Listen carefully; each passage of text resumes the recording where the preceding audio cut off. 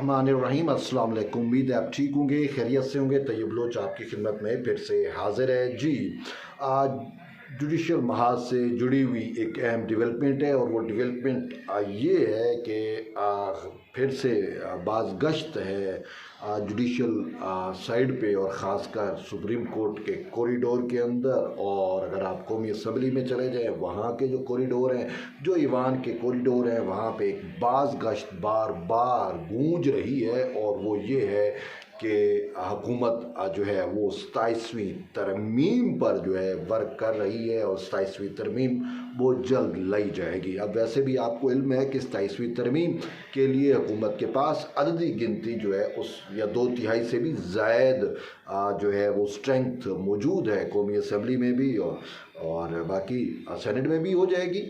तो यूँ कहा यह जा रहा है कि जो सबसे अहम उसमें चीज़ें रूनुमा होने जा रही हैं वो ये है कि काबीना का इजलास है, और काबीना के इजलास में 27वीं तरमीम की मंजूरी दी जाएगी। अब ये बातें हैं, अभी तक जो है वो एग्जैक्ट इंफॉर्मेशन या ख़बर जो है वो तो हमें नहीं मिली, लेकिन ये सारा कुछ चल रहा है, तो मैं आपको उससे वो डिस्कस कर रहा हूँ। और कल जो है वज़ीर आज़म पाकिस्तान और सदर मुमलिकत जो है उनकी भी मुलाकात हुई, यानी मियाँ मोहम्मद शहबाज शरीफ और सदर आसिफ अली जरदारी की मुलाकात हुई, और उसमें दोनों पाकिस्तान पीपल्स पार्टी और PMLN की जो कोर क़यादत है, जो मेन फ़ैसला साज शख्सियात हैं, वो सारी उसमें मौजूद थी।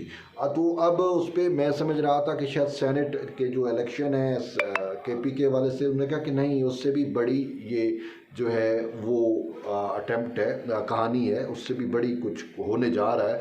तो फिर बड़ा जब होने जा रहा है, तो वो जब मैं देखता हूँ तो फिर 27वीं तरमीम ही तो हो सकती है कि उसकी चंद चीज़ें शायद उन पर डिस्कशन हुआ हो, ये बड़ी इंपॉर्टेंट चीज़ है। और जो 27वीं तरमीम का पता चल रहा है कि उसमें क्या चीज़ें होंगी, तो वो ये कहा जा रहा है, एक तो फुल फ्लेज कॉन्स्टिट्यूशनल कोर्ट का क़याम होगा। जैसा कि आपको इल्म है कि 26वीं तरमीम के वक्त भी यही मुतालबा था, लेकिन मियाँ मोहम्मद अपना जो है सॉरी नाम भूल गया, मौलाना फजल रहमान, सॉरी अगेन, मौलाना फजल रहमान की जानिब से जो है वो जो है ये कहा गया कि मैं उस वक्त आपको वोट दूंगा अगर जब आप कॉन्स्टिट्यूशनल बेंच का क़याम अमल में लाएंगे।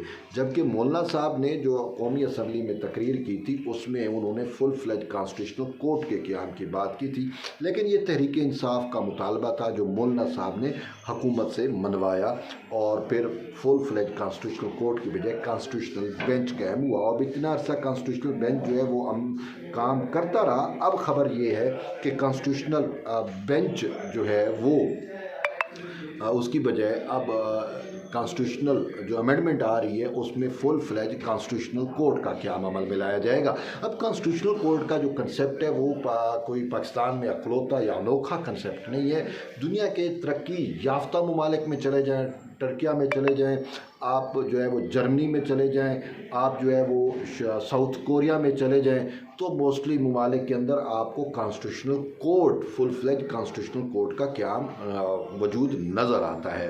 ख़ुद चीफ जस्टिस ऑफ पाकिस्तान जो है वो टर्किया की जो 50वीं सालगिरह मनाई जा रही थी कॉन्स्टिट्यूशनल कोर्ट के क़याम की, उसमें शिरकत की। तो मैंने चीफ जस्टिस याह्या अफरीदी को मुखातिब करके कहा कि सर, आप से मेरा ये एक सवाल है कि आप तो ख़ुद इन पर्सन टर्किया के अंदर कॉन्स्टिट्यूशनल कोर्ट देख के आए हैं, और उसकी 50 साला तकरीब में भी आप शरीक हुए हैं। तो मेरा सवाल ये है कि क्या पाकिस्तान में जो कॉन्स्टिट्यूशनल बेंच बना है या कॉन्स्टिट्यूशनल कोर्ट की तरफ जो है मामलात जा रहे हैं, तो क्या आप समझते हैं कि हमने ये दुरुस्त फ़ैसला किया है, या हमें कॉन्स्टिट्यूशनल कोर्ट या कॉन्स्टिट्यूशनल बेंच बनाने में कुछ ज़्यादा ताख़ीर नहीं हुई?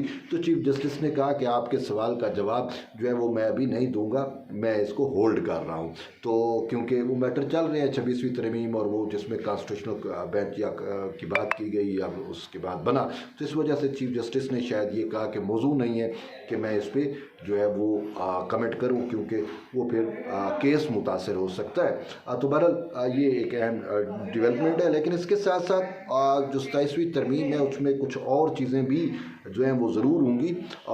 बड़े पैमाने पे सुना जा रहा है, कानून साजी होने जा रही है, आइन में तरमीम होंगी और उसमें ये भी कहा जा रहा है कि वो जो फाटा को ज़म किया गया था खैबर पख्तूनख्वा के अंदर, तो वो जो है तरमीम रिवर्स होगी। और उसमें ये कहा, उसमें मौलाना फजल रहमान साहब का एक शुरू दिन से मौक़िफ़ था कि वो नहीं चाहते थे कि जो फाटा के एरियाज़ हैं उनको खैबर पख्तूनख्वा में ज़म किया जाए। एक बड़ा एरिया है, वहाँ पे मिलिटेंसी, बहुत सारे इश्यूज़ हैं, तो वो मौलाना साहब की ये राय थी कि उसको वफाक के ही मातहत रखा जाए, यानी फेडरल एडमिनिस्ट्रेटिव एरिया हो। फाटा बनता ही फेडरल एडमिनिस्ट्रेशन से है, तो उसके MNA ज़लाक होते थे, सारा कुछ होता था। लेकिन बाद में तहरीक इंसाफ के दौर में उसको जो है वो ज़म कर दिया गया खैबर पख्तूनख्वा में, और खैबर पख्तूनख्वा की कुछ सीटें भी फिर बढ़ीं। लेकिन अब मामला ये है कि फ़ाटा की जब हम सूरत हाल देखते हैं तो एक बड़ा एरिया है, और फ़ाटा के अंदर जो है वो खैबर पख्तूनख्वा ख़ुद इस टाइम एक ऐसी पार्टी के हाथ में है जो वहाँ पे जो है मुसलसल हुक्मरानी में है, तीसरी उसकी टर्म है, यानी कि 15 साल आप कह सकते हैं, 5-5-10, और ये 12-13 साल से खैबर पख्तूनख्वा में जो है वो तहरीक इंसाफ इक़्तिदार में है। तो जब से वो इक़्तिदार में है तो पूरे का सूबा जो है वो ज़बूं हाली का शिकार है, ना वहाँ पे डेवलपमेंट है। आपने देख लिया सवात में जो सानिया हुआ, जो मुसाफिर थे, जो टूरिस्ट थे, उनके साथ कोई रेस्क्यू कुछ भी नहीं है। तो वहाँ पे खांचे लगे हुए हैं, खाने के तरीके कार हैं, और गुड गवर्नेंस, यानी गवर्नेंस का तो नाम नहीं है, गुड तो बाद में आता है ना, गवर्नेंस ही नहीं है जहाँ पे। और पूरा सूबा जो है वो ख़ासकर उसके जो जनूबी अज़ला हैं वहाँ पे मिलिटेंसी आप देख लें वो रोज़ बरोज़ बढ़ रही है। और हमने देखा डेरा इस्माइल ख़ान और इन जैसे इलाकों के अंदर वाना वगैरह में दहशत गर्दों का दोबारा राज कायम हो चुका है। तो बहुत सारी इश्यूज़ आ रहे हैं, और उसमें यही कहा जा रहा है कि अब ऐसी सूरत हाल में फ़ाटा में भी यही है, तो क्यों ना हम फ़ाटा को खैबर पख्तूनख्वा से ले ही लें और दोबारा इसको हम वफाक के मातहत कर दें, ताकि वफाक जो है वो वहाँ पे गुड गवर्नेंस और अपना निज़ाम जो है वो बेहतर ला सके और मिलिटेंसी कंट्रोल हो सके।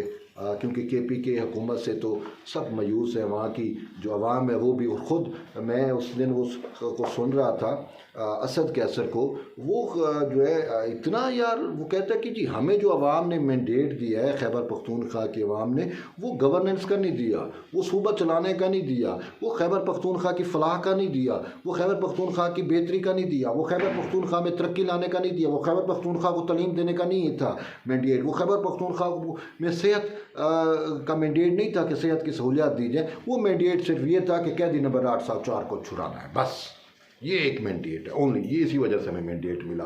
तो ये तो पूरा जो पख्तूनख्वा है, जो गैरतमंद पश्तून कबाइल है, उनकी मतलब है कि असल में क्या कहूँ, उनके ऊपर बेगैरत बैठे हुए हैं। सिंपल सी बात है, ये हुकूमत जो PTI की है, या ये जो टोला है, बेगैरतों का टोला गैरतमंदों के ऊपर बिठा दिया गया। और इसको मैं यूँ कहूँगा कि देखिए, अगर जो है वो भेड़ियों का लीडर जो है वो गिदड़ को बना दिया जाए तो पूरा का पूरा झुंड जो है वो ख़त्म हो जाएगा, बुज़दिल हो जाएंगे।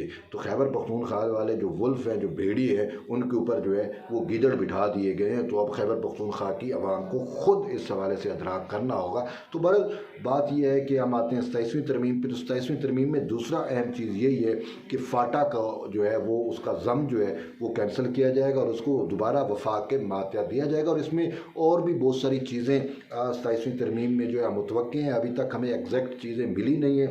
तो जो ही इस हवाले से मज़ीद इन्फॉर्मेशन होगी हम आप तक शेयर करेंगे। बहरहाल उस वक्त तक आप जुड़े रहिए। तैयब लोग के साथ मिलते हैं एक नई वीडियो में, तब तक इजाज़त दें, अल्लाह हाफ़िज़।